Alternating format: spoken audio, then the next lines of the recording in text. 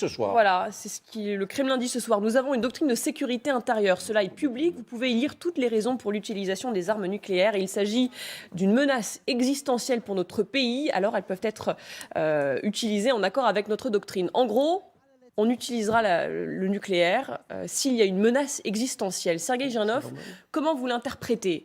Est-ce que c'est une façon de dire, vous inquiétez pas, c'est pas pour, on est très très loin? Ou est-ce que c'est une menace envers les Occidentaux?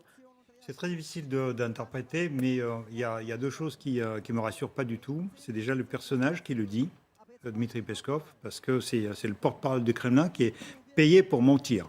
Donc en fait, on le connaît. D'habitude, quand il nie quelque chose, c'est qu'en réalité, il le confirme plutôt. Et donc en fait, moi j'avais tendance à dire avant que tout ce que dit Peskov, il faut renverser juste le signe et vous aurez la vérité. Donc du coup, c'est pas du tout rassurant d'un côté. Et de l'autre côté, vous avez remarqué la tournure de sa phrase. Ça veut dire qu'il nous aurait rassuré s'il avait dit la Russie n'utilisera pas l'arme nucléaire. Tandis que lui, il a dit la Russie utilisera l'arme nucléaire que... etc. Ils peuvent pas dire qu'ils vont jamais l'utiliser. Ils peuvent pas dire qu'ils vont. Non, je suis pas d'accord.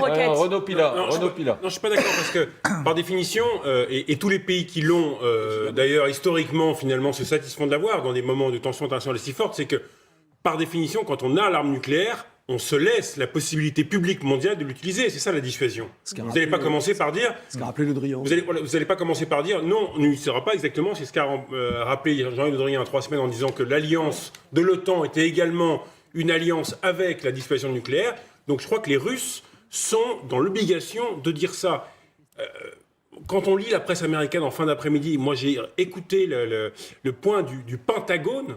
Le Pentagone explique ce soir que, mis à part Mariupol, désormais, selon apparemment ce qu'il voit, l'armée ukrainienne est en capacité désormais de progressivement reprendre le territoire. Le territoire, c'est quoi? C'est 10% seulement du territoire ukrainien qui est contrôlé après près d'un mois de guerre. 10%.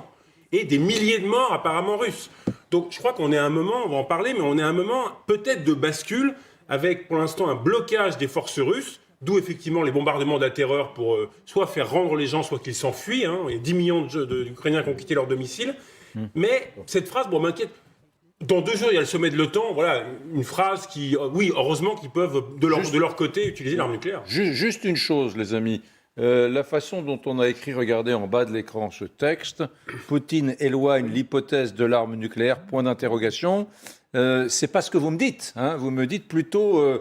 qu'il remet la question du nucléaire sur la table pour rappeler aux Occidentaux comme nous, les gentils Européens de l'Ouest, vous savez... C'est un rappel classique. Oui, c'est un rappel classique. Je vous rappelle d'ailleurs, mes chers amis, parce que je sens que l'information vous a échappé, que la France a haussé le ton au niveau de ses sous-marins nucléaires lanceurs d'engins, c'est SNLE, puisque si j'ai bien compris, il y en avait 2 seulement qui étaient en patrouille hors de la base de Brest, de l'île Longue. Et aujourd'hui, on a appris qu'un 3e était parti. Vous savez, ces sous-marins qui sont cachés dans les fonds marins et qui ont à tout moment, si la France est attaquée, la possibilité d'envoyer des ogives nucléaires 8000 fois plus puissantes qu'Hiroshima, m'a-t-on dit.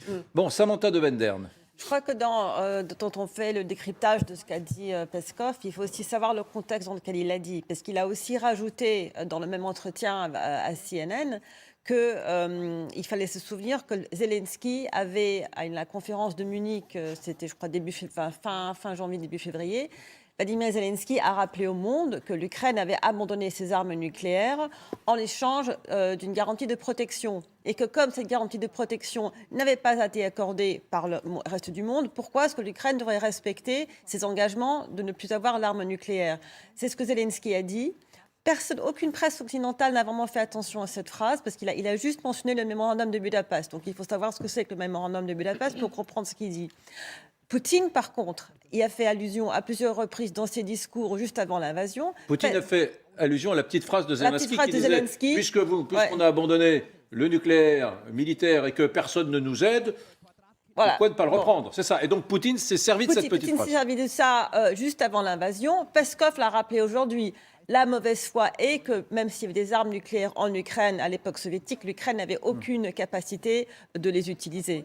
Mais bon, c'est une petite pique Peut-être, encore à laquelle il faut quand même faire Quand attention. même, l'avis, mon général. Mon général. Mon général, j'y arrive, hein. voilà, votre interprétation, parce que l'idée, c'est pas quand même de paniquer tout le monde.